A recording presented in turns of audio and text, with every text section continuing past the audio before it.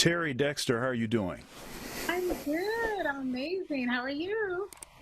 I'm doing well. I'm doing well. Thank you. Thanks for asking. Yeah. How's your family? How's everybody doing? Everybody's good. Staying positive. I have family in Detroit, and then my other two sisters are in Chicago, so it's a little hard being separated from my immediate family. But we do a lot of Zooms, and just keeping each other up through everything. But Mm. thanks for asking. How about yours? How about you? Family's doing well. Uh, my my parents are up in Michigan, and along with a couple of my siblings, and then one of my brothers is in Columbus, and all the kids are fine. Yeah. Everybody's healthy. Everything is is going as well as it could go, I Yeah, suppose. it's good to hear. That's what like I tell everybody, just taking it day by day and staying positive. Very Yeah. positive. There's just a lot. So yeah. Yeah, many musicians, friends of mine, artists, uh, folks that I've interviewed, and people that I work with on the regular. It looked like 2020 was going to be like a really big year. Like all the indications were there, bookings were solid, everything was going well, and then obviously the quarantine hit, coronavirus, and that kind of drastically changed what folks were doing and how they were going to do it. One thing I've noticed is a lot of artists that hadn't been known for doing a lot of social media or doing like online lessons or anything like that, started doing more of that, and I've had sort of mixed sort of responses about folks teaching like online lessons versus what they were doing in person. Somebody told me earlier today that they're actually doing better teaching online lessons than they were teaching lessons in person, Wow. which is which is an interesting thing. It's actually the first time that I'd heard that, but it's a interesting time to be a musician. Yeah, it is. I mean, obviously we all love to perform live in front of an audience. I mean, I just performed at a charity event maybe 3 weeks before quarantine, and not really realizing that that would probably be my last one for a while, but they're going to come back. I do fully believe that. Hopefully, soon when we're all safe to be able to do that. Um, so a lot of us, of course, perform, and then also for me personally, it definitely affected my creativity as a songwriter and singer. I have my own like home studio. I also go to studios. I'm working and collaborating Right. with a lot of different writers and producers, and then I write and record at home a lot. And I, gosh, and usually if I'm writing a song, it'll usually take me about a day or two, and then to record just a day. And I mean, I've literally been working on the same song for like now 2 months. It's just really hard for me. It has been very hard for me to just focus and feel inspired to write, me personally, Um, and that's really never been an issue before until now. Of course, with COVID, was a big, it really affected me a lot personally, dealing with a lot of my friends and acquaintances having it. And then I did experience some loss, some personal loss to this as well, to the virus. So it just, for the first time in my life, I found myself, what do you call it? I just went black. I couldn't write anything. I just didn't know Mm. what to sing or write. But what started doing is just singing, doing small, just impromptu songs and sharing them through my social media, which I've never really done before. and I found that very healing. Just being able to give from my heart and use my voice to maybe inspire and lift people and turn help, kind of bring peace to myself. So, but as far as writing and creating, I'm still struggling with that, but I'm finding my way back, because of everything happening. Yeah. You know, my creativity, my creative juices, my inspiration, it comes from people. It comes from the relationships that I have with folks. It comes from musical situations that I find myself in frequently, in the relationships, the friendships that I have with them. In So when you cut that off, it makes it pretty challenging to sort of tap into the same, you know, uh, the same inspiration. Now, those some of those clips that you've put on Instagram in particular, Yeah. there seems to be a preferred location. It seems to be the same location. It's got great acoustics. Yes. I find myself, obviously, like I would singing in public, or just kind of, we as singers, we're always singing to ourselves, and sometimes we don't realize we do. But when we're in a space of like a hallway, or of anywhere where you kind of can hear the reflection of your voice, we kind of notice, oh, this sounds good, and we just maybe sing a little longer. But I would usually just kind of have a couple moments in those places, like hallways, or places with really good acoustics. Sometimes it could be outside. You could be walking in like an alley or on a street, and you're like, oh, or walking into something, and you're like, oh, that sounds good. I'll sing a couple lines, just to myself, a little, not too loud. But so anyway, yeah, I took that to the next level. I thought, you know what? Now that we're quarantining, I'm gonna find like a cool little hallway area where I could take advantage and really, get like the best sound naturally, but also in a raw way. It's not like a studio situation. It's like Mm-hmm. the natural acoustics of sound, So I found my little spot in a corner, and that's what I use now. And it's really cool. It's been interesting. I was gonna call it like my hallway impromptus, or kind of name it that, but I didn't want it to. I wanted the songs and the lyrics and the feel of it to be the forefront of that. But yeah, I took advantage of that. Now, we've been friends on Facebook and I think Instagram for a while, Yeah.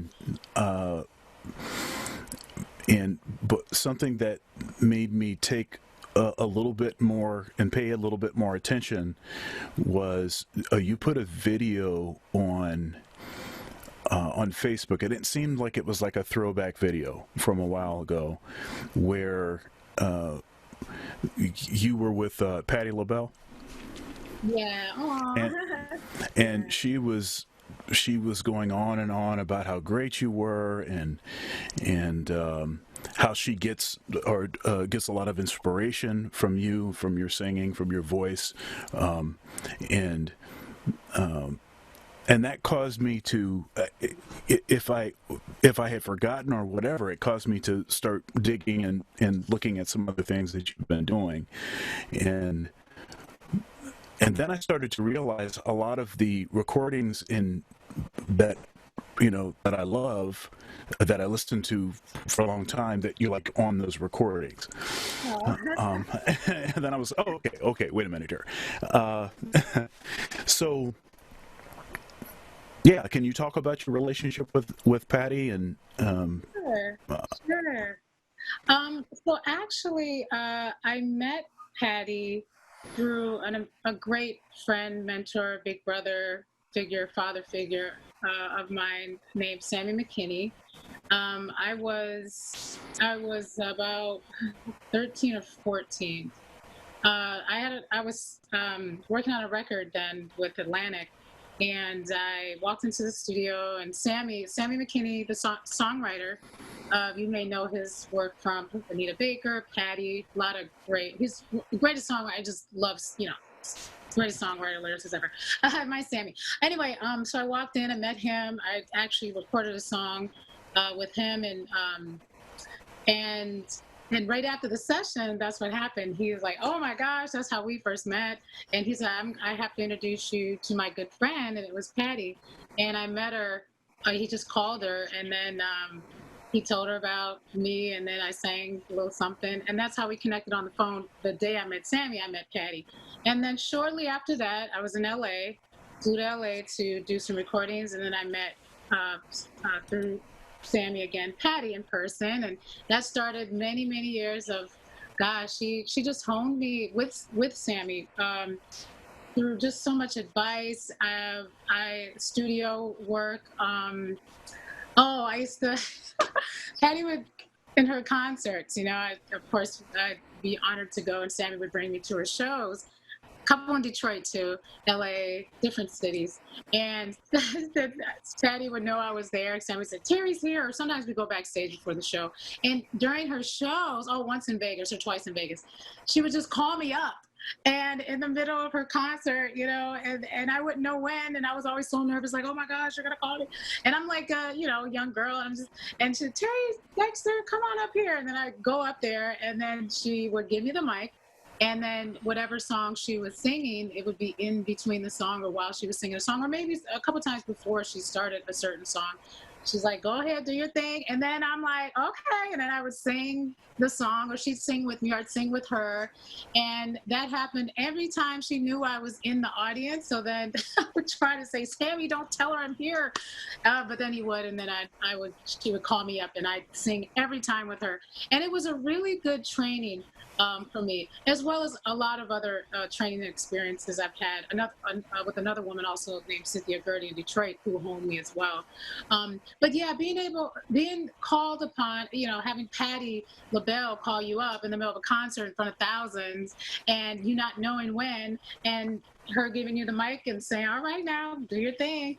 And it really taught me a lot about just spontaneity, just going with the flow, just learning a lot about performing in front of a huge audience at that young of age, and being able to just do it. You know what I'm saying? So yeah, and then that I also co-wrote a song with Sammy for her gospel album, which was a great blessing. It featured Mary and Kanye West. And she brought me on a couple TV shows. I mean, she's just an amazing mentor for me. I love her, and she's a mother. Yeah. So, and just to be that young and to start out with having someone like the great Miss Patty LaBelle, just give you so much love and advice and support. And I know in the show she said a lot of great things, and of course I'm super humbled, but I learned so much from her, like so much about career, about singing, about presentation, just everything, about staying humble. She gave me the best advice. Every time I would see her, she would take me and give me more advice and allow me to grow from that. So I'm just so grateful for her, and for Sammy for introducing me to her.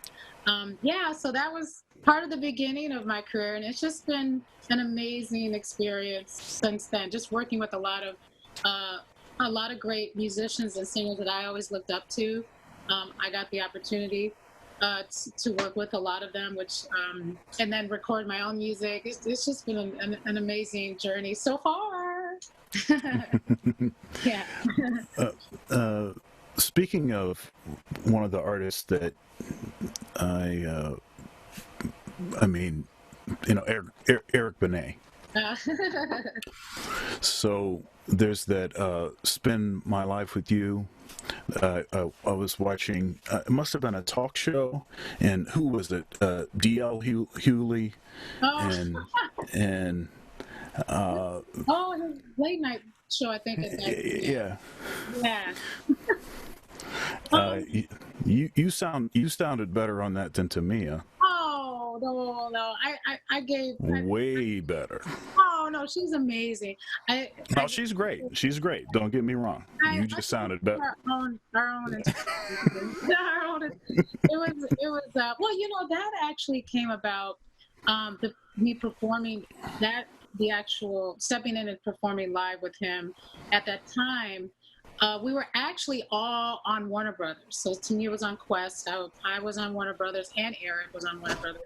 And it was interesting because he did the duet and he was touring, and then I was working on my album, and Tamia's doing her thing and working on, of course, working on her projects, and then they did duet, and we were all part of the same family. And then when he went on tour, I was touring and promoting, and then it was like, hey, could you step in and do the shows when she can't do them? And we ended up doing a lot of. I mean, I was so honored to do a lot of the talk shows with him, a lot of the larger concerts with him. I literally would have a show in another city sometimes and fly in to just sing that with him. I mean, it was such a amazing, exciting, and tiring time, but I'm very grateful for it. And so that record, actually, as it started to become more successful for the two of them, Eric invited me to do the remix version of "Spend My Life with You," and we it was literally we were performing doing Essence Festival, and I remember the call that it was like the day before. He's like, "We're gonna do a remix. We already have it. We're gonna record it tomorrow." The label was there. It was so much fun. We just kind of went with it, and that's kind of what you hear on the remix. It's kind of a vibe, our own signature sounds on there. And so from me performing the record live when when Tamia was not able to, he then invited me, hey, let's do the remix. You and I do the remix version so we can all be part of it. So I don't know if you've heard the remix, but it was really fun, and it was really exciting time to be a part of that record and for the live performances and the remixes. And then also I've done with Eric. He's invited me to do a couple more duets with him. I did the remix for "Femininity" from his first album when I first got signed, and then he invited me to come on and sing a record called "Everlove" that was out on 2 albums later. Yeah, and then a wonderful blessing. I mean, they're all blessings, but he also invited me to come and be part of the Hurricane Katrina record called "Heart of America," and that was him, Winona Judd, Michael McDonald, and then me, and so yeah, he's been a big brother, and he's always looking out for me, and he's great. Yeah. Now, when I reached out to you to do this interview, you were more responsive than a lot of people might have been, given the amount of stuff that you've done. Like you, Oh. yeah. I mean, a lot of times, folks, when when I want to do an interview with someone, they say, hey, contact my manager, talk to this person over here. And I always prefer to talk to the artist, and it's more personal. It's a better energy and stuff. But it just kind of told me something about you, right away, that what kind of person you are. I mean, and you said something about Patti LaBelle giving you some advice about staying humble. It seems to me that you took that advice. Oh yeah. And also having a great family. My parents are amazing. My family is amazing. I also had she's still in my life very much, another female mentor named Cynthia Birdie, that I was in a group called TriStar Band, kids band, when I was 9. And she was at one of the talent shows, or one of the shows that we did, and she saw me and at 9 years old, and she took me under her wing and taught me everything. I mean, she's worked with a lot of great artists, and just honed a lot of young female artists. And so I came through her too. She got me at 9. Got me at 9, but we connected at 9. My mom, she's like my second mom. She taught me so much about staying grounded, but also staying classy and having the right priorities in this business. I mean, she really instilled a lot in me as a young female artist that I still hold tight to this day. So when I met Patty, actually they actually did meet, and then I kind of felt like Patty in a sense was like an extension of Cynthia. You know what I mean? Like Cynthia when I was a little girl, and then when I started moving into the business at a big, just the bigger scale with the major labels and, a certain level platform. I said, wow, Patty and Cynthia, they're kind of very similar. So I saw a lot of Cynthia and Patty, and a lot of Patty and Cynthia too. They're like two mother figures to me. So yeah, I think it has, of course, a lot to do with who you surround yourself with, and I really looked at these two women and others in the business, that were good people that really loved music and had a passion for music without wanting to take advantage of anybody. Were really honest, humble, talented people, and that's what I gravitated towards. But again, it all begins with my parents, with my mom and dad, who in my family, who are amazing. So yeah, they raised me well. Definitely. So, can you talk to us a little bit about, uh, the early Terry? What was going on in your house? What kind of music was happening? Um, uh, Maybe some early teachers. Yeah, You know, uh, Early singing outlets. All of that kind of stuff. sure. So I, s- I mean, I started singing, gosh, as far back as I can remember. I, I remember writing songs about everything that I saw, like probably around 5. I mean, if I saw a wall, I would like write a song about it, and I would like force my parents and my sisters to listen to it. They, it's so funny because they were so used to me singing all the time. Like I just sang 24 hours a day. No matter what I was doing, I was just singing, and sometimes just loud and big because I was absorbing, I was learning, I was working my voice out. And it was so funny because visitors would come to the house, my mother's friends or my dad's friends, and they were like, they were so used to hearing me sing that they didn't, not that they didn't hear it anymore, but they were so used to it. But people come over and go, there's your daughter is singing like endless. Is that okay? And my mom was like, oh yeah, yeah. She's, that's how much I was singing, trying to absorb everything. So my dad started exposing me to a lot of Motown artists because my dad is no joke. He's like super music connoisseur. His ear is amazing. My father never sang and played around me, but the story, the legend of the family story, is my dad was an amazing singer and piano player when he was young, when he was a kid, and he just decided to become an engineer and not do music anymore. But I've heard all the stories about my amazing, talented father. So he knew what to expose me to. So he would play like Aretha Franklin, Stephanie Mills. Whitney Houston when I was a little girl, I totally looked up to her. And then I got into like just a lot of the great, great singers. My dad would take me to the concerts. I'd be a little kid. He's just like teaching me, see what she did right there, and watch how her voice is going up. So he kind of knew what to say. And then when I was like 8, my father, I remember the day I sang a song for him. I made him listen to me sing, because I would do that all the time. Sit down, I'm gonna sing, and you got to hear me.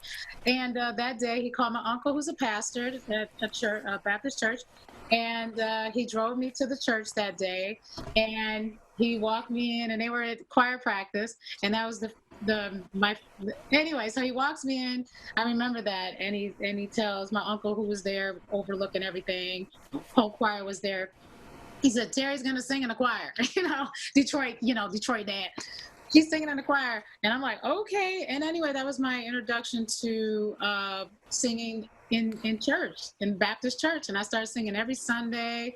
And my auntie Patty, is a great singer. She would teach me all the songs, and that I would sing that Sunday. So I was this little girl leading the choir, singing all these amazing gospel songs. So I would say that between my dad playing a lot of really talented, great singers and artists, mixed with the Baptist church upbringing and singing in the church every Sunday, and even more than that, I started walking. I started. My uncle would bring me around the city, and when he was the guest pastor, I would sing at those churches too. So between the two, it really honed me. So by the time I met Cynthia at 9, I started now at 9 years old. I had the Baptist background, and I was still singing in church all the way until I moved. To New York.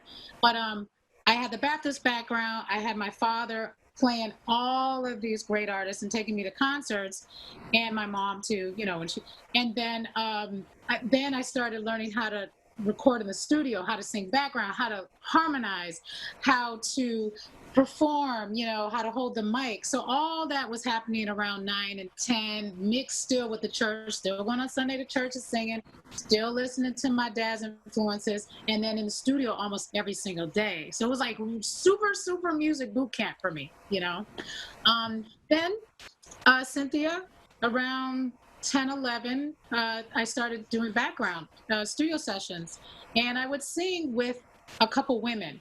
And I learned so much about harmonizing, about listening, how to sing with other singers. It really honed your ear. So on the weekends, of course, I wasn't in school. On the weekends, I would do sessions in the studio. Started making money. My mom would be there. She kind of, she was kind of like the most supportive mom ever, sleeping in the studio, whatever she had to do.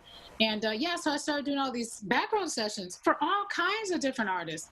Whoever was in town recording. I was this little kid. I kind of became known as the little girl that's singing with the women, singing at the alto note. And yeah, then from there, got my very first record deal. I was 14 years old. So that's kind of the beginning from, I would say, church at 8 till 13. Yeah. Busy time, huh? Yeah, that's it's incredible. Now, I knew you sang in church. I mean, the first note that you sang, that's, I mean, it's undeniable. I, yeah. I mean, it's like it's throughout. It's not just your control or your tone or aesthetics associated with the style that you're singing. There's something else that's packaged together with that, and yeah. So I recognized that right away. Yeah, there's something about church. Um, Me being, I remember the first day. I literally can still see it the first day I sang in church. I was, gosh, yeah, like 8 years old. It was a kids and teen choir, and I remember we had that song, "Stand Up, Sit Down, da da da da da da da da," because and I had to sing like the lead, and everyone sang behind me, and I was never in that situation before with like an an audience kind of other than my parents, my family, and this choir behind me.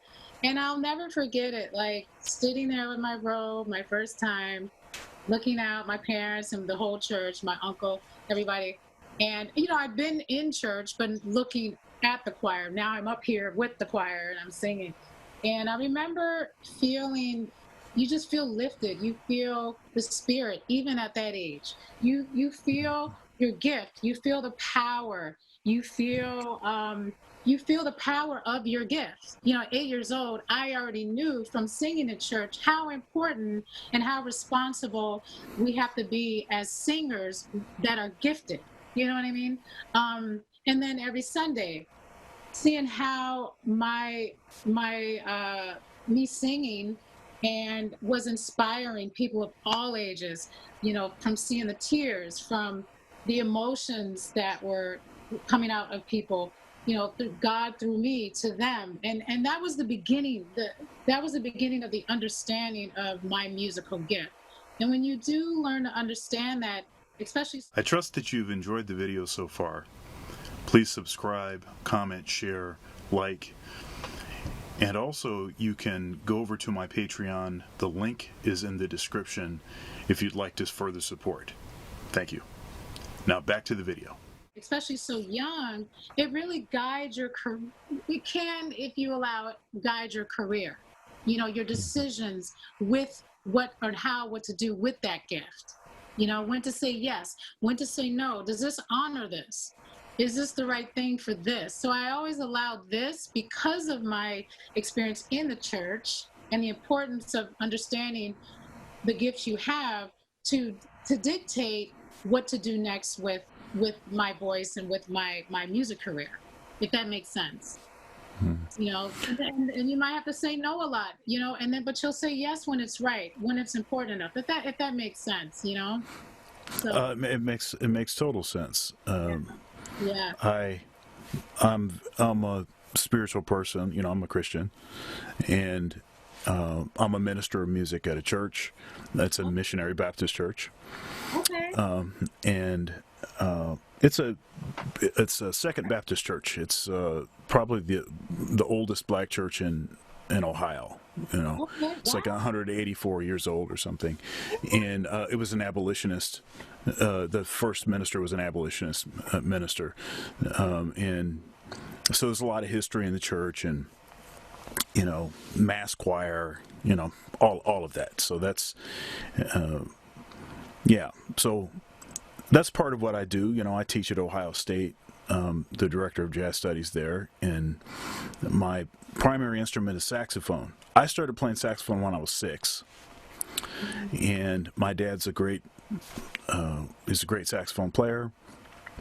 And so I got a lesson like 3 or 4 times a week, really specific things for me to practice. It was an unfair advantage, especially when you consider sometime the lack of sort of resource or instruction, good instruction, when kids are young, and it's just access to that. But I just had that built in. My dad was doing that for me, and he's been tremendously supportive. My parents have been supportive. That seems to be something that is in common with producing, with folks that have achieved a lot in their musical career, is a really supportive family and getting started early and having regular performing outlets. I started performing professionally when I was 9, and my first record came out when I was 14. So I thought that was interesting. Well, first of all, we're sort of from the same place, right? I spent a lot of time in Detroit. We may know a lot of the same folks. I think we're around the same age too, and so we would have been around some of the same locations, similar time, that kind of thing, and yeah. So it's the spiritual thing has been a real balancing force, because there's a lot of things that can pull you different directions, and having an idea of what it is that you want to do and why it is that you want to do it is very helpful, has been very helpful for me, at least. Yeah, totally understand, and you understand, yeah. And I can see that. Yeah, it it it's about it's fulfilling. You know what I mean? Yeah, that, and like you said, it's family support with the spiritual background, church background, for sure. Because one thing Yeah. about the church too, is in Baptist church, is my experience. Um, and starting at a young age too, you see people are so open, and I I experience so every side of humanity in the church. You know, at such a young age, I was seeing people forgive people. I was seeing people love people. I was seeing people um, at their most, at their deepest, most hardest struggle. I was seeing people completely come out of that struggle. I just saw every aspect of life in the church, and the strength of humanity and the work of God. God's work, and man, by I mean, coming being so young as we were, and experiencing that, and having, of course, a pastor uncle who was my dad's best friend and over every day, and he's so funny, and but always, always giving me and my sisters great advice. Um, I just feel like it. I don't want to. How do I say? Like, it gives you this old, not an old soul, but at such a young age, I was able to understand a lot about life and people, and that was due to the church experience. Yeah, it's a real advantage. I mean, there's a I think there's a lot of talent in the world. There's a Yeah, lot of people that can really play and really sing and really yeah, write, and there's a lot of lost people just kind of bouncing around doing all kind of stuff, and yeah, I think having that as a guiding force is invaluable. yeah, exactly. You really do have to know what your purpose is. And sometimes people don't understand or know that until later. There is no timeline. But when you do embrace that, and when that is clear to you, it it really allows that you're navigating to become a lot more smooth, you know.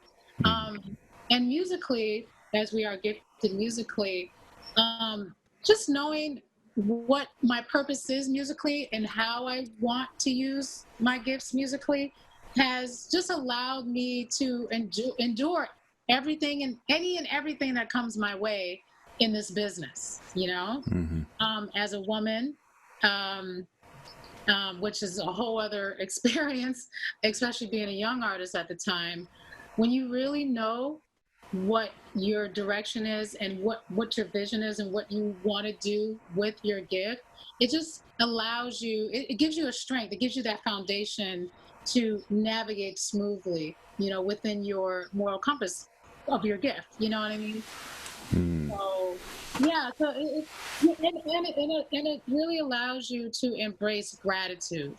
Um, like every opportunity you're able to receive, every record I've recorded, every situation I've been in musically, every time I get to perform somewhere, anytime I get to work with somebody that I admire, it's really about giving gratitude towards that as well. I think Hmm. sometimes musicians, and singers and musicians,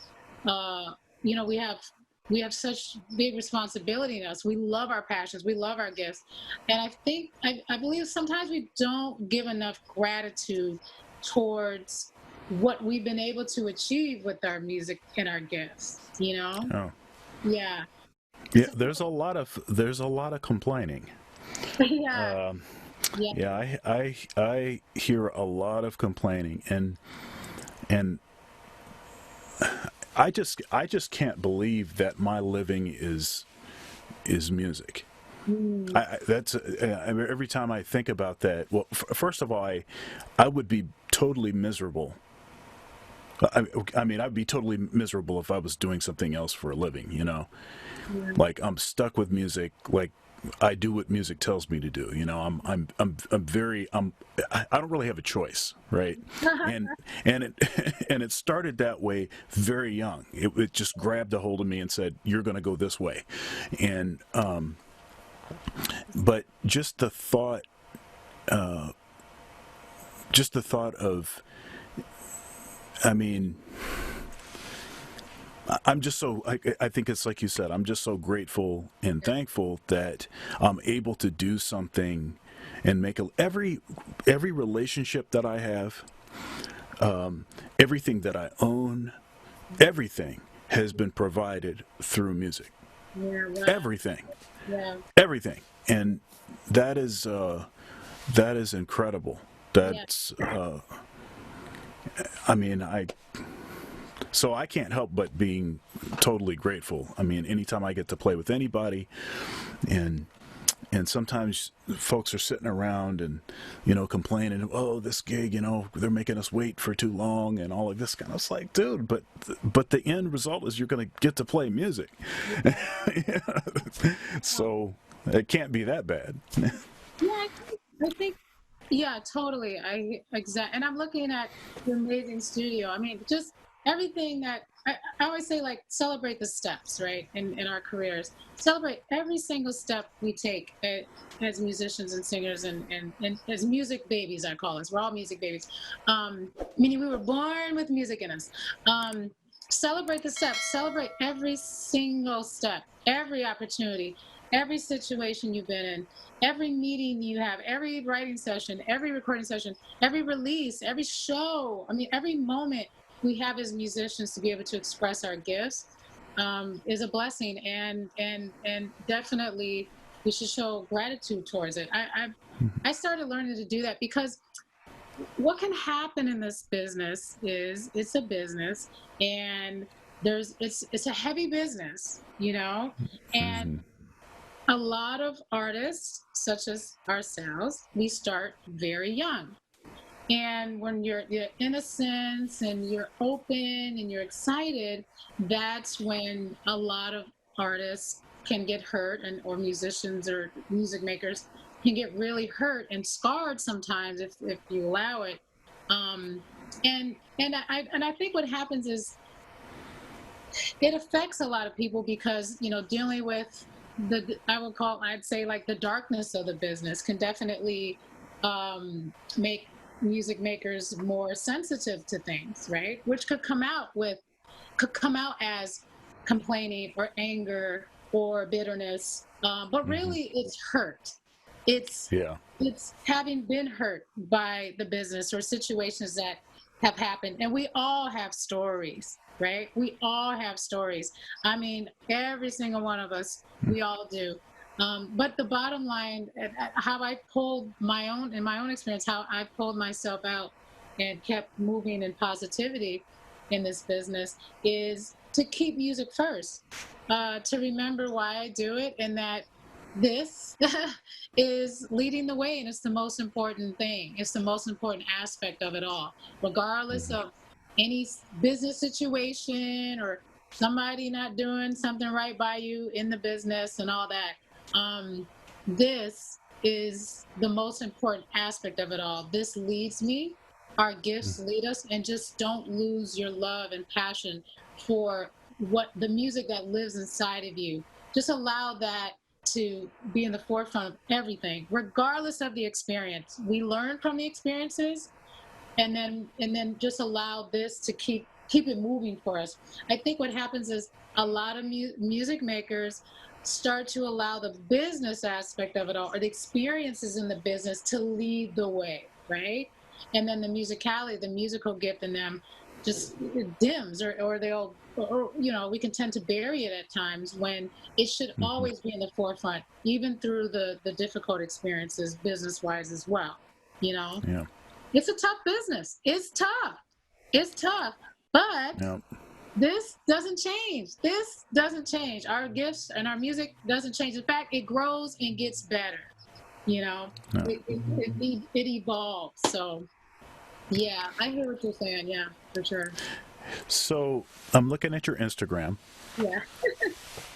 and so this is on your Instagram, and I just want you to talk a little bit about it. Yeah. It says, sometimes when you're in a dark place, you tend to think you have been buried. What if you've been planted? Yeah. That's right. Right? Yes. Yep. Yeah. I would even change that to always. I think that I mean, that was a quote I got from somebody else, but Mm-hmm.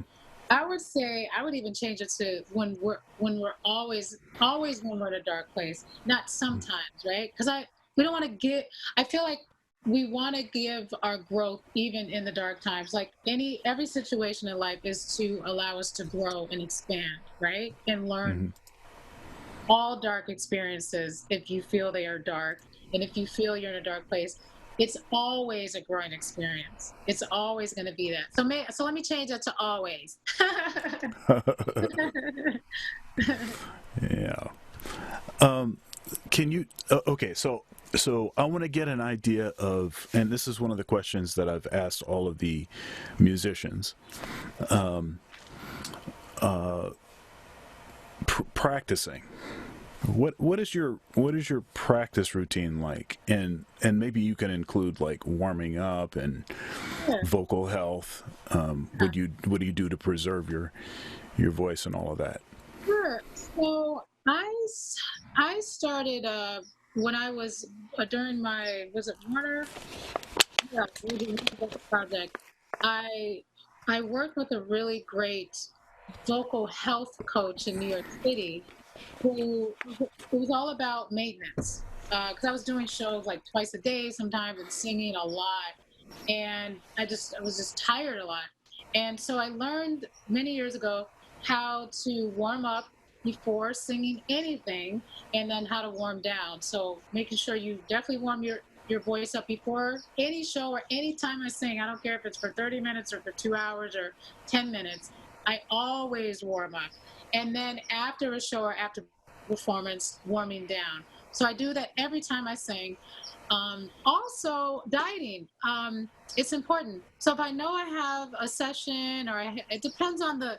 For me, it also depends on what type of vocals I'm doing. So if I have a big song, I know I have to really sing, use my voice, and the strongest aspects of my vocal cords or my voice. Then I know for a couple of days before I gotta watch what I'm eating, which means no carbonated liquids, no coffee, no caffeine, no spicy food at all, nothing to irritate my throat at all, and then make sure that I sleep well. And then also something too where I don't eat too much before I go to bed.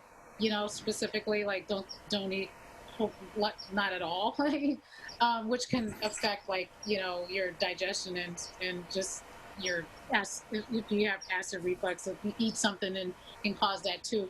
So I usually kind of structure my eating depending on shows and sessions that are coming up as well.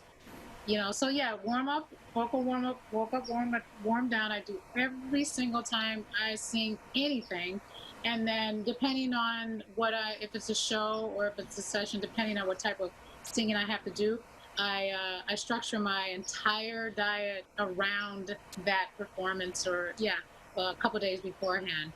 So another thing I do is vocal rest. I do vocal rest a lot. I learned that from touring.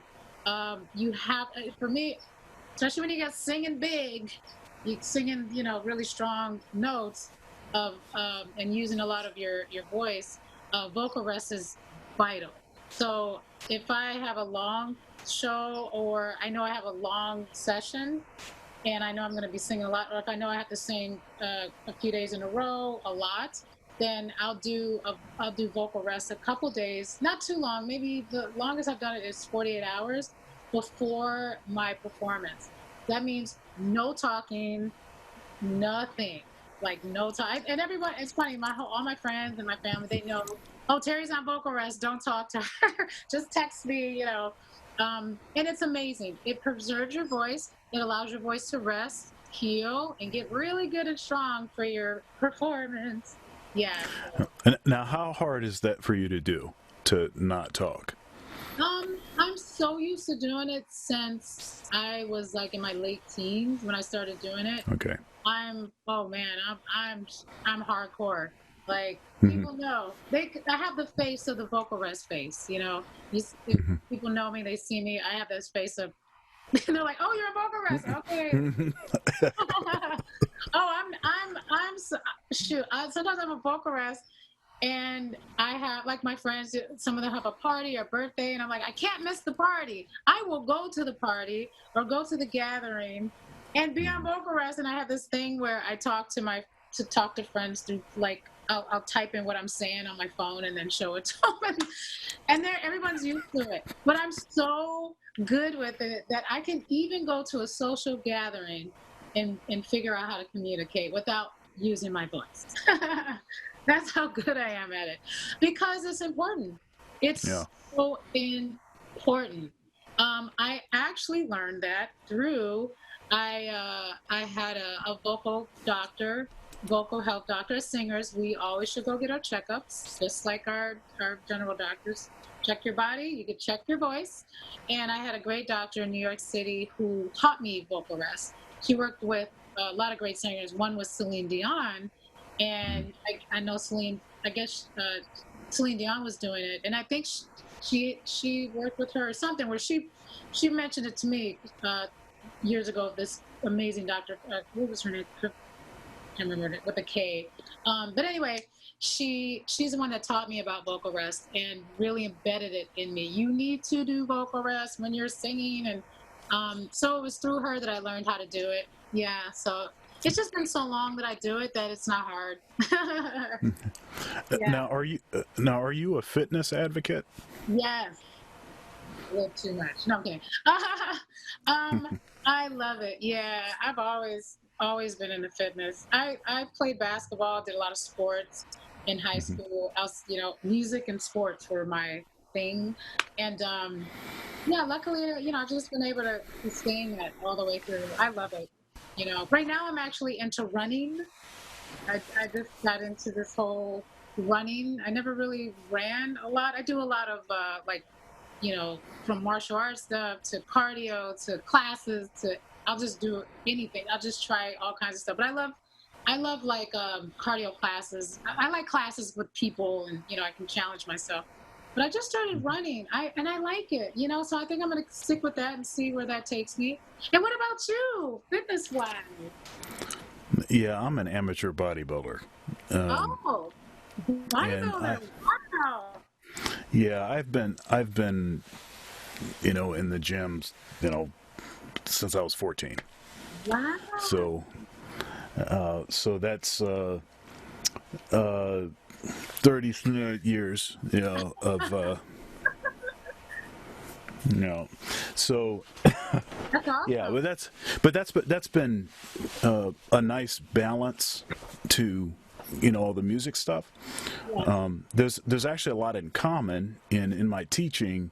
I tend to use sort of weightlifting analogies, and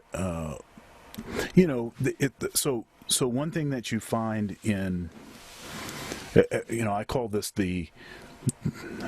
well, I call it the discipline graph. But what I do is I draw a bottom, a baseline, and then I draw another line the side, and then I draw a little line that does like this. And what it signifies is that the more time you spend doing something, the better you get at it. But what invariably happens is you start to plateau. The longer you do anything, the more likely that you'll get to an area of plateau. And plateaus can be very frustrating. Yeah. Yeah. And your ability to deal with the plateau successfully will lead to actually an exponential growth. What'll happen is when you're plateaued, you don't uniformly get better out of the plateau. So, for instance, say I'm practicing something at 120 BPMs, and I'm having I'm struggling with it. I can't quite get it. And then, for whatever reason, I come in tomorrow and I can play it at 130. Yeah. Mhm. That's like a regular phenomena that we see. You find that in weight training. I mean, you'll plateau for a long time. You're the same strength for a long time, and then all of a sudden, you come in the next day, and for some reason, you can just do it. Mhm. And so Interesting. so noticing some of those kind of similarities between different disciplines, and I think that's a pretty ubiquitous, it's a pretty common kind of phenomena that you see. Yeah. And when you're in the practice room, you're struggling, you're working on things, and you do that because you want to facilitate an effortlessness when you're performing. Mhm. You don't want to be sort of bogged down in minutia. You want to be far enough away from this sort of uh, uh, um, the sort of micromanagement of all of the details and all the stuff that makes the thing work. You don't want to be thinking about that anymore. You want to be far enough away from that. But it takes a lot of repetition to get to the point where you can do that. Wow. And Yeah, this is interesting. It's very interesting. I can see the relation, how it relates for sure. Interesting. And you also, you're a saxophone player, yes? And yes, and I mean, you use your body a lot with that too, right? You like your lungs, right. your all of that. So, I mean, you especially, I feel like you have to really be in a certain type of shape. I would say to have to be at your best as a musician, especially with this Yeah, instrument. yeah, singers and wind players Yeah. in particular, um, it absolutely meets the definition of athleticism, Hmm. what it is that we're doing. Yes. Yeah. And my my dad, in his wisdom, he had all of his kids do sit-ups, push-ups, and other calisthenics every night before we went to bed. Oh, And wow. he was trying to set up this expectation to do something physical, to to not be sedentary, to expect to move, and to and in particular for me, the setups were important because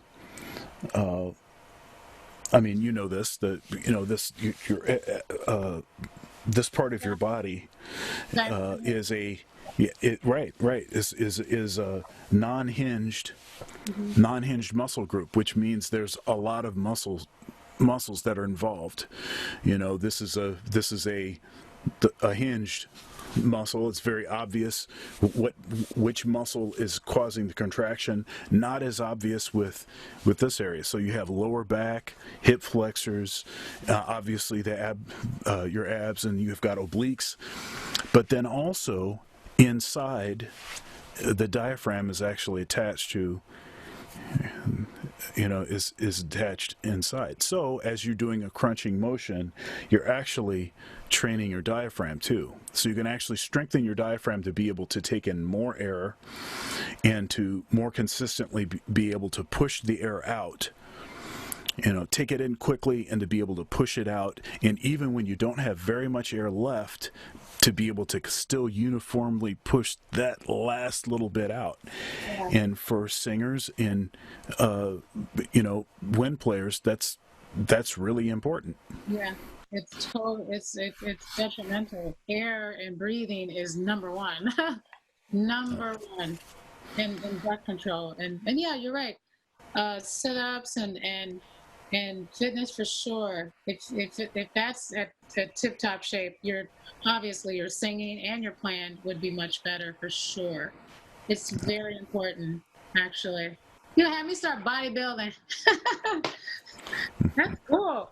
It's very different. You have to be really disciplined. You know what I mean? I think it's the most disciplined sport. I mean, all sports have great discipline, but I admire bodybuilding. It's no joke. Yeah, it's I've had some, I've had this goal for many years to do a competition, and I've had some injuries that have prevented that. I've gotten close to competitions a couple times, and I've had some tendon tears, or just stuff that I can't get past.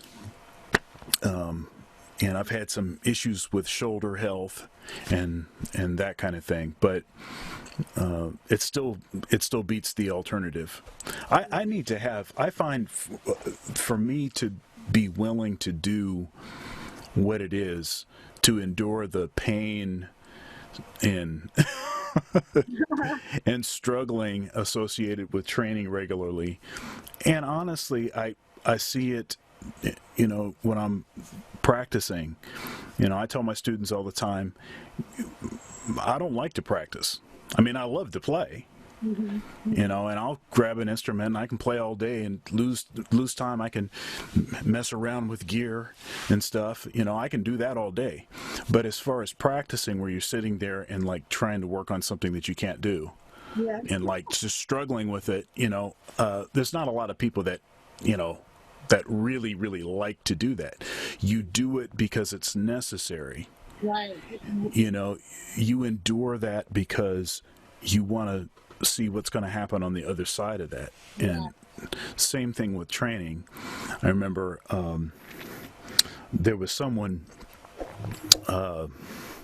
that I was in a relationship with at one point many years ago, that I kept trying to get her to go to the gym with me. Hey, let's go to the gym. You know, I thought it was a positive thing. And at one point, she finally just got frustrated with me. So, you know, look, you go to the gym because you like the gym. I don't like the gym, so that's why I don't go to the gym. And and that's it. Occurred to me that she totally misunderstood why I was going to the gym, because I don't like to go to the gym. I don't like the gym. I like the results Yeah. of going to the gym. I don't like the necessarily the. I mean, there's a lot of other things I could do with it, you know, with an hour and a half of time. Yeah. True. But That's getting there and coming you home know, too. now that being said, it's been tremendous for stress relief, Mm-hmm. and for the time that I was not able to go for, you know, 2.5, almost 3 months in Ohio, the day after Memorial Day, the gyms opened back up, and Wow. The day after? the day after Memorial Day. Now, now Wow. there was specific mandates that the governor made, like uh, the gym could only open up if it could comply with this long list of things. You have to sanitize this way. You have to have screens up. All employees have to have masks on. You cannot be at full, you know, 100% capacity in the locker room. You can't have everybody using every locker. You have to have that stuff spread out. So they did all the things that they needed to do. And the gym that I go to is big enough, and it's a chain gym, that they had the resources to be able to do all of that. But I was back the first day. I'm just because I needed it. As long as you feel So safe. yeah, Yeah. Well, you of course, Ohio was not hit particularly I have bad. to say, Yeah, was not, yeah, it's about the numbers. So, but no, I mean, I feel like as long as you're wearing a mask and everybody else is inside wearing a mask, then that really makes a difference. You know what I mean? The only thing for me is it's working out though is hard to when you're breathe. You know, you're really like yeah, working out and you have a mask on. It's kind of there are some masks where you can breathe a little better, but it's kind of hard for me to breathe through the mask at times. So, you know, we have to. yes, We got to keep everybody safe. So we got to do what we have to do. yeah. Yeah. You know, uh, you know, I guess this is kind of circling back to what we were talking about in the beginning of the conversation, sort of mentioning the pandemic, and then now sort of having moved into a lot of the protests and riots that are going on right now, and it's a really kind of volatile time, and I'm concerned.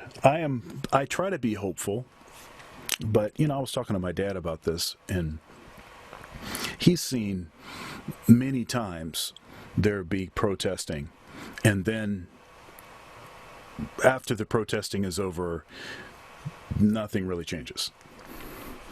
And you want to hope that things will change, and that at some point, some of the things that we've been asking for all this time, that at some point some of this stuff will start to happen. Yeah. But I I'm hopeful, but think it will. I feel like this is different now. I do feel very, very hopeful. And I feel like we are starting to see the first steps of change. It just feels different. And I do have a lot of hope. Um, you know, you ain't taking it no more. Like it's no more. I mean, things have to change. Actually, they have to change. Have have to is the key words here. It's not, Hmm. they have to, got to, all that. They have to change. And I just I feel really hopeful, actually. I do. I just feel different now. I feel for the first time I'm just even talking to certain friends, and a lot of folks are being more open, and just hearing new ideas and feelings that people have been having that have been afraid to speak and express themselves. I'm seeing things that I've never seen before. So I'm very hopeful.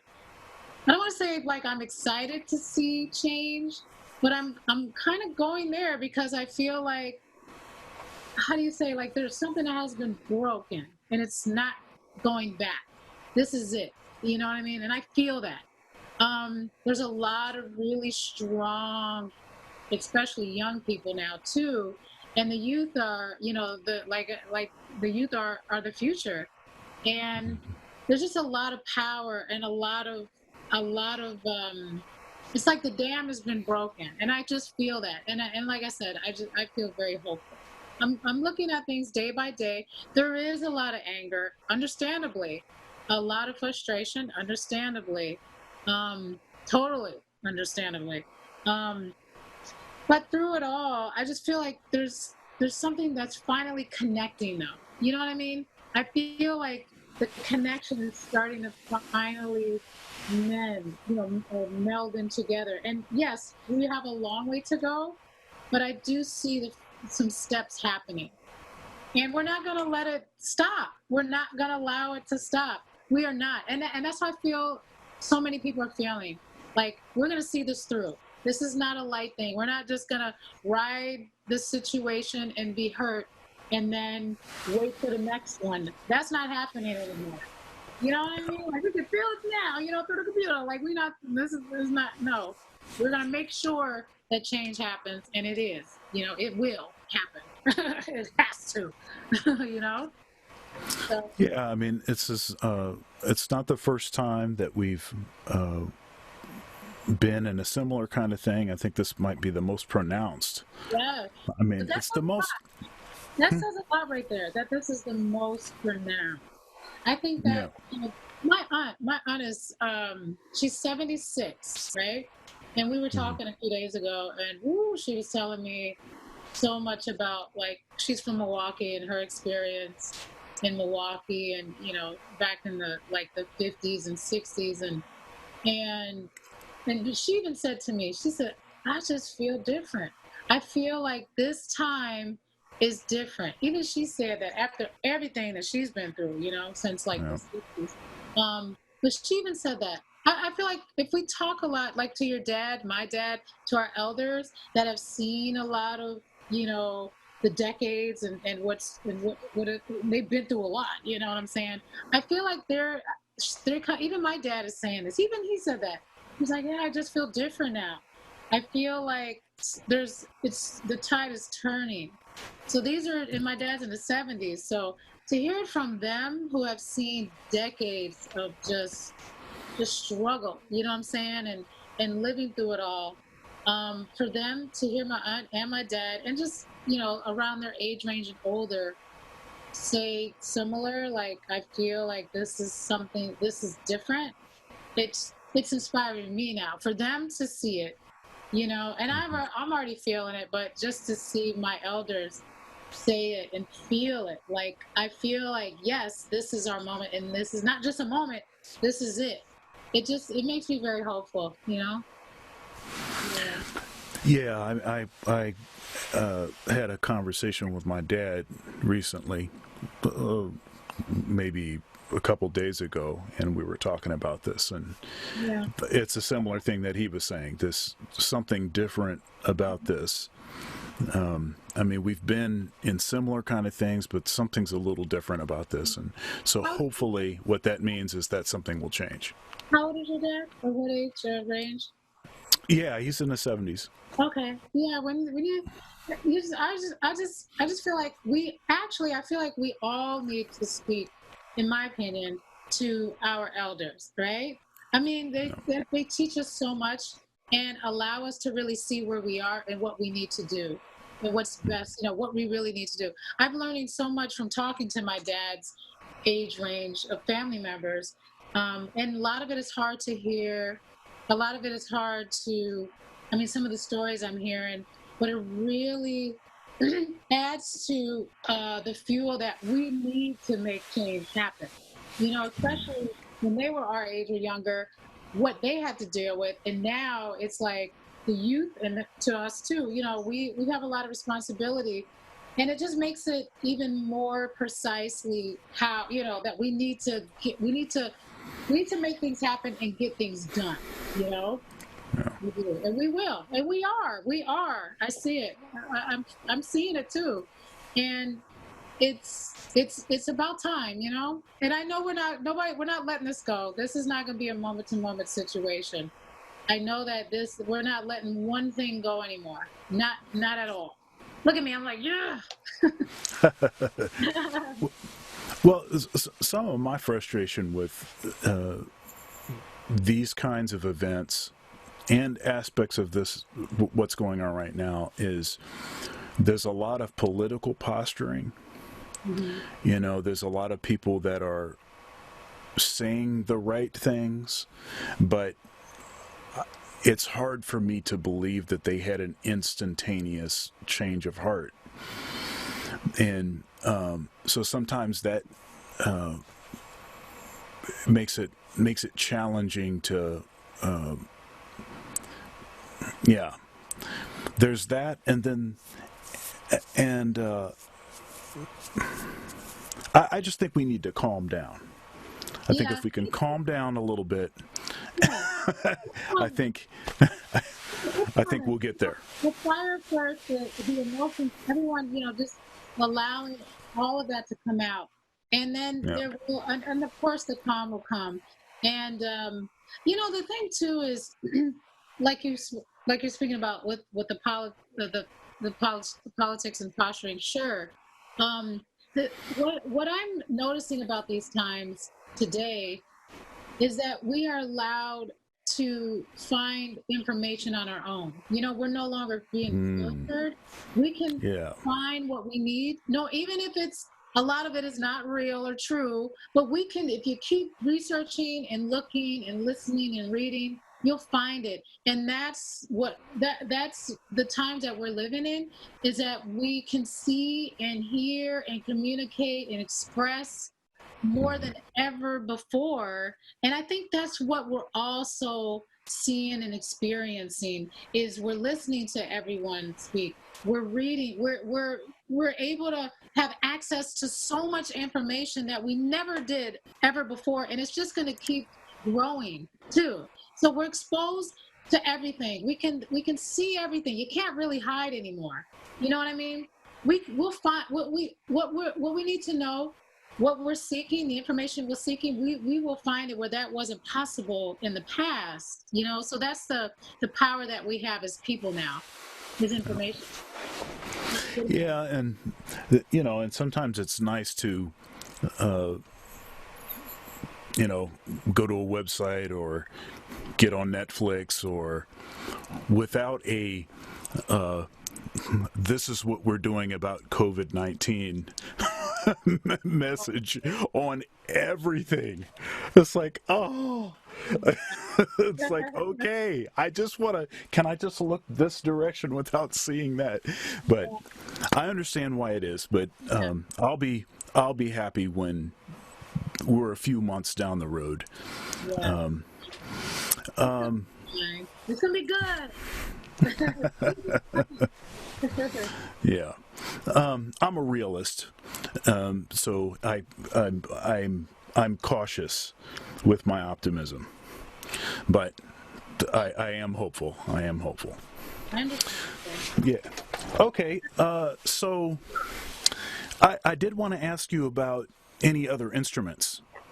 Maybe do you play any instruments? Like maybe do you play any? Yeah, I do. I was, I studied the violin. Yeah, that's the one. That's the one. Yeah. Good. I call it my second voice. I actually studied Suzuki throughout my Mm. childhood and teenage years. So I was singing and then studying Suzuki for the violin. And then I went to Interlochen in the summers. I did a couple summers there, and I still love it. In the end, I had to choose, singing a singing career and doing music and starting so young, of course, too. It was kind of letting me know. Um, and then I still played, just picked up my violin and played when I was recording and doing, really touring and moving around. But then a friend of mine had a daughter at the time. She's like 7, and she really wanted to learn how to play the violin. And I, it was while they didn't really have the financing for it, and I gave her daughter my violin, and Oh. it was passed on to me. And my mom got it from a friend who gave it to me when I started learning how to play. And I was 9. What was that? No, it was third grade. Third grade is like 8 or 9, yeah. Uh, and then I learned that from that. Well, I had a kid violin first, and then I got my adult violin in my teen years. And so yes, I gave her my adult violin, my baby. But I loved her daughter, and she really wanted to learn how to play. And hey, that's what we have to do. I passed my violin on to her, and then she studied and learned, and hopefully she passed it on. Well, she probably still plays now, but yeah. So I do play. I can still pick it up and play my Suzuki. I still have all my books. I still love it. You've actually inspired me, reminded me. I really need to start um, embracing it again and start playing again. I really do love it. Yeah, I do. Yeah, it's you, one of the beautiful things about music is you can do it forever. You can do it for your whole life. Yeah. There's at no point do you have to stop, and it's different than football or basketball or something. I mean, you can only play to a certain time period because your body says no more. But music, you can just keep going, Yeah. and so Yes. you have all the time in the world. Well, you can start too.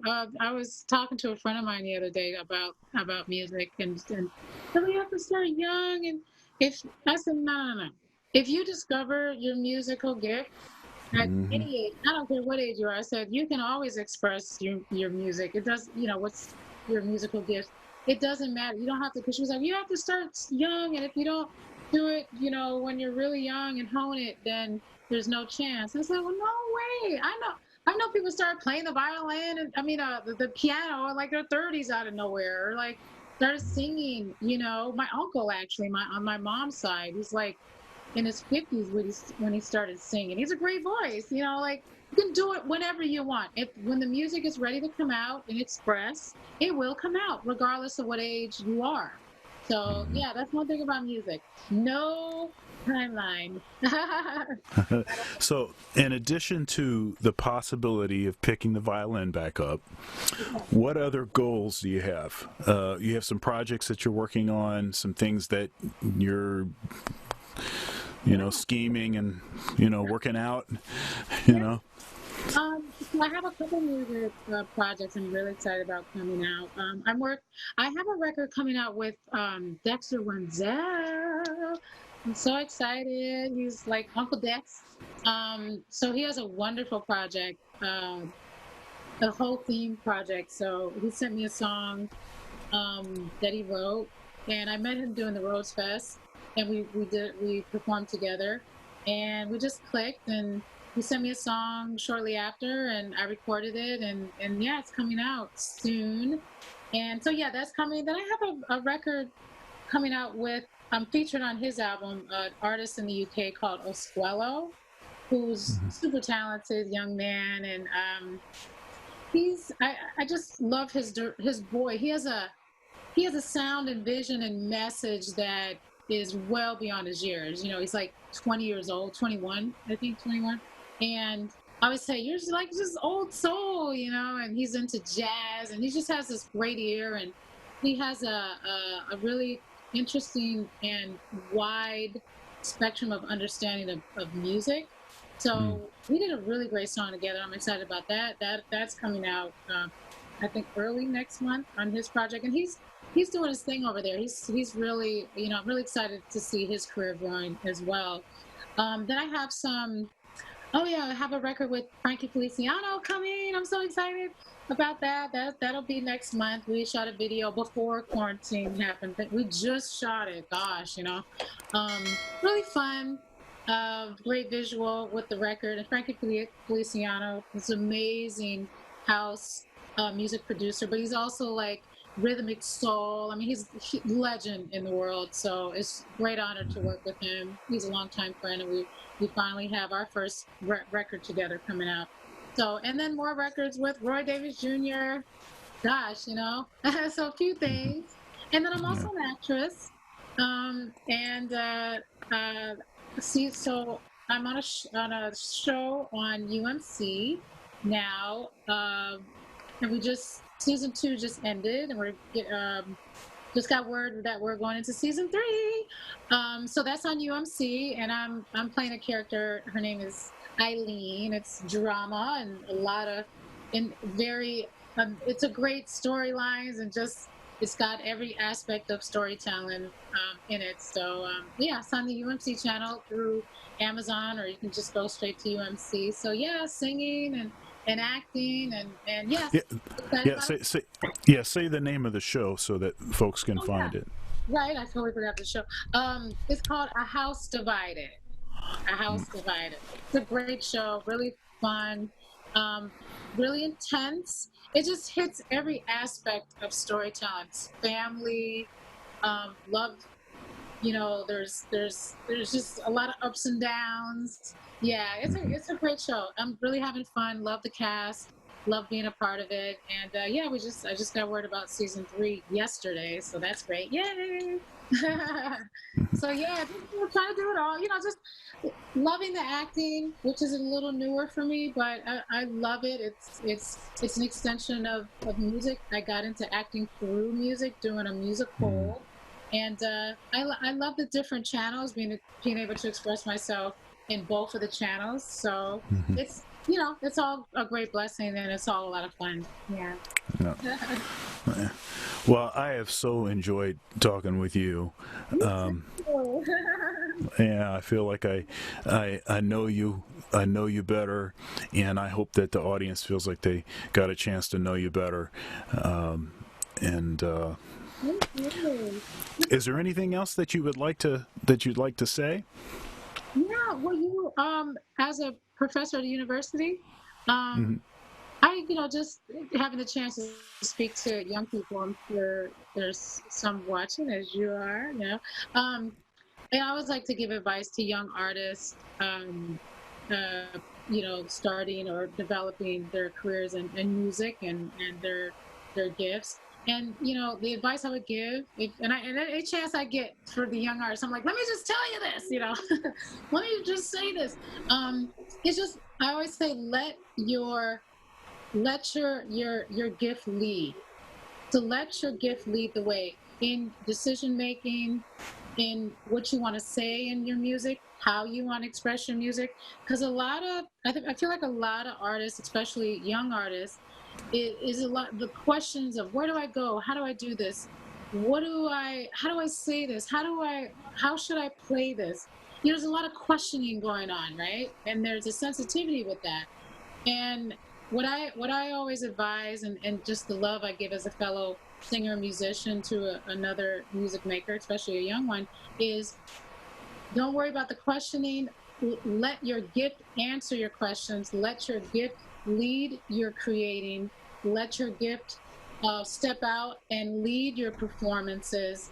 It's all about the gift that lives and exists inside of you.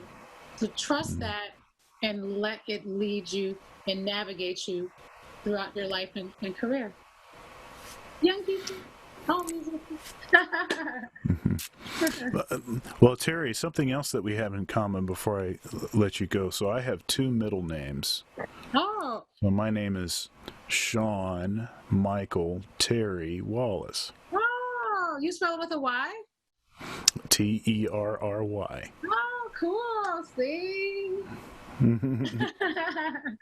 So I Wow. just thought that was Yeah, I love that. With a Y too. Hey. yeah. Well, So it's such a pleasure. And I see you having with your full all the music and teaching you're doing. You have a TV show, okay? And you have your I see because you're so great. You're great to talk to. You're very engaging and that you just allow our openness to come out and express. So, as a yeah. TV show in the future. I love it. Thank you, thank you. Well, um, and by the way, I am going to be. So Ohio State has an annual jazz festival, Oh, and I am going to be racking my brain at how I can get you to Columbus. oh, you know what? Before we leave, one last thing I wanted to say. Hmm. I don't know if you've heard of this organization, but I don't think it no longer, I don't feel like it exists now, but when it did, it was wonderful. And it was called Oneness. So it was Hmm. a music charity with a lot of singers and writers and producers who would come together and mentor kids. And the one time I traveled out of LA to be a part of this was we went to Columbus, Ohio. Oh, how And about that? yeah, it was absolutely amazing. A whole weekend. The kids that were part of the program were between I think like 12 and 17. Hmm. And we had children or they're teens pretty much, preteens and teens that they were all from rappers to singers to musicians to poets and Hmm. so we'd get a group, so I had like four, and I had like a piano player, guitarist, a poet, and a singer, and we would mentor them and write with them, they create, and it was just all about just bringing them together and supporting them and allowing their gifts to come out and flow. And on Sunday there would be a huge show. The media was there, huge audience, and these youngsters would get up and just have the time of their life and perform the song that they wrote together. And it was just an amazing experience. So it was Columbus, Ohio, and that's what I when I hear Columbus, when you said it in the beginning of the interview, I just brought back that memory. It was one of the most beautiful, wonderful, powerful moments of my life. Was in Columbus with those young, amazing music makers. Yeah. Yeah. Well, we're going to bring you back to Columbus. Yes, I'm coming. Yeah. Thank All you right. so much again. Thank you. Well, God bless you and God bless your family. Stay safe. You as well. Thank you so much. Bye from LA. You take All care. right Thank now. you. Have a good one.